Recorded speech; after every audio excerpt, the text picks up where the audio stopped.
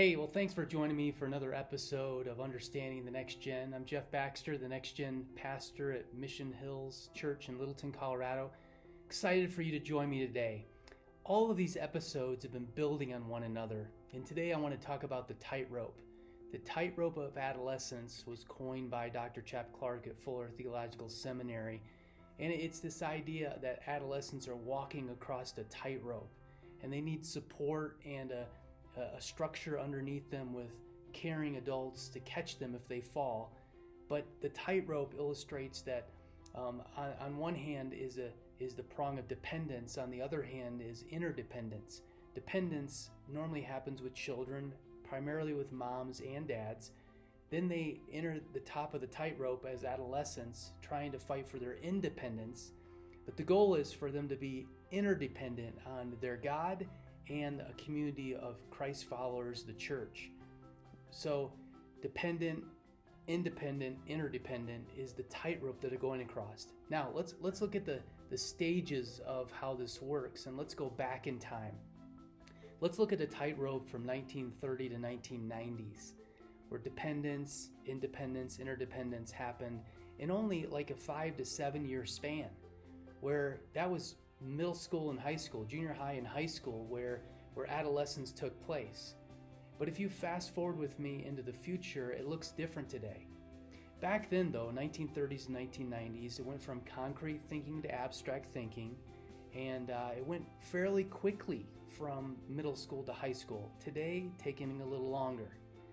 Now, there are some phrases being tossed around parenting and what parents are doing and how they're reacting to these things. One phrase is the helicopter parent. That's the parent who hovers around their kid when they're in high school or after they're in high school, and they're trying to rescue them from things. Or the snow plow parent who is literally trying to remove obstacles in a kid's life so they don't have to have any pain or suffering or difficulty. The ultimate example of that is celebrities who have paid for their kids to get into certain schools. It's like this snow plow parent trying to clear the obstacles. But here's the deal, we can't prepare the road for the child, only the child for the road. So we can't clear things out of the way. We need to prepare the child for the road. It's important to know that developmentally they're working through some things, and it's hard to separate psychosocial development from spirituality. It's really hard and difficult to separate those things because of brain development. Spirituality goes at the pace of developmental reality. So when we expect a maturity in an adolescent to be off the charts with their faith, and there's no doubt about it, there are moments where they blow your minds, but to expect them to be an adult-like faith when they're an adolescent probably isn't realistic. So in the 1930s to 1990s, early adolescent brain development's happening. The sixth graders' feet are bigger than their parents, but they can't find their locker. It's that kind of deal. Now, there's a difference between girls and boys a little bit in development, and we've known that for years, but it's getting broader because girls 11 to 14 years old, they're relationally intuitive. They are the most relationally intuitive person on the planet. An 11-year-old girl, their radar's up, and they're constantly asking the question, do you like me? Do you like me? Do you like me? Do you like me? Do you like me? And a sixth grade boy, on the other hand, well, he's more like Shrek with the antennas, moving kind of slow, like Eeyore, moving along, trying to figure out if their backpack is with them and if they've forgotten something, and that goes for a while. Not quite as relationally intuitive as a girl is. 6th and 7th grade boys come out of school and they're looking around, forgetting why they even came out of school, and their mom is yelling for them to come to the car. Well, that's the way it kind of works there. But early adolescents, they think concretely, moving towards abstractly. So we got to be careful on the kinds of imagery and the kinds of things we communicate, because they're not quite thinking abstractly yet. They're thinking very concrete, like, what do I do? And a lot of image issues for girls and insecurities going on. Social media can be really difficult during this time. In later adolescence, towards the end of high school, into college, abstract thinking starting to happen even more. They can start thinking futuristically a little bit more, but that's getting longer today. We've done MRI technology studies on the brain, and the first thing that forms is math and science, but thinking abstractly is still later to come. So as adults, we need to help them move from dependent to independent to interdependent on God and faith community. This is all leading towards them what's called being egocentric abstraction. This is what it means. Egocentric abstraction is what adolescents are going through. Here's what this comes down to.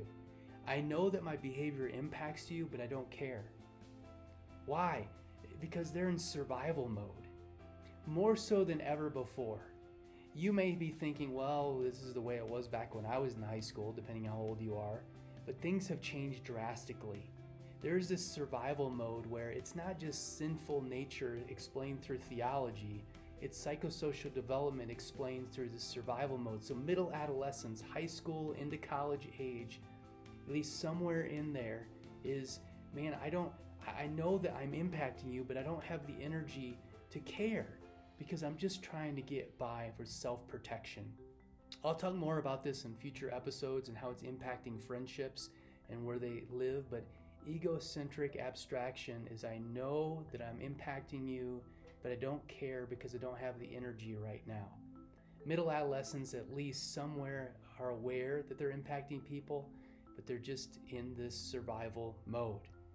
So as adults, we blame kids for the systems that we've handed them. We blame bullies for being bullies, but maybe we have caused this to happen because we have left these kids behind. If you walk behind a group of 15-year-olds at the mall, you're bound to hear something you don't like or see behavior you don't like. And so what do? We alienate adolescents rather than come alongside of them and love them during this time. So here's an action step for you. Knowing adolescence is moving from dependent on parents to fighting for their independence, which is natural, to the end goal being interdependent on Jesus and the Church of Christ. How can you guide them towards this goal? How can you come alongside with grace and truth, but guide them with boundaries and guardrails on this highway as they're heading that direction?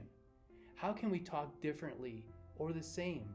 How can a group of adults support them on their journey? How can you as a parent, a teacher, a coach come alongside during this unique phase called adolescence? Well, we'll talk more about this in future episodes. Until next time.